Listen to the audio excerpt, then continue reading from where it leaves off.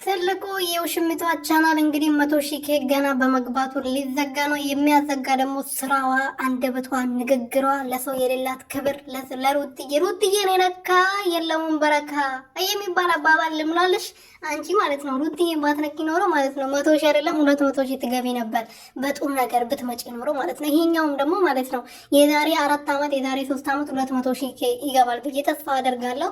ሰላም ሰላም ቤተሰቦቼ እንዴት ናችሁልኝ? እኔ ያለው እግዚአብሔር ይመስገን በያላ በሰላማችሁ ብዘት ተረፍረፍ ይበልልኝ። እንግዲህ ወይዘሪት ሄርሜላ ሁለተኛ ቻናሏን አብርሃም እግሯ ስር ተንበርክኮ ይቅርታ እየጠየቀ ግን እሷ ረግጣው ሄደችን ለመጀመሪያ ጊዜ የጥላላችሁ። እንግዲህ ሄርሜላም ቀን ወጣላት፣ እንደዚህም ቀን ያወጣል ፈጣሪ እኮ።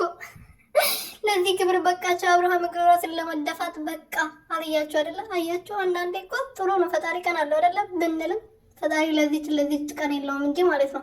እና ምን ልላችሁ ፈልጌ ነው እንግዲህ ሄርሜላ መጀመሪያ ቻናሏ ሲከፈት አፈቅራለሁ ሞትኩል ተዘረርኩል ነበር ያለችው። ዛሬ ደግሞ እንግዲህ በተቃራኒው አብርሃም እግሯ ላይ ተደፍቶ መጥተዋል ነው የምላችሁ።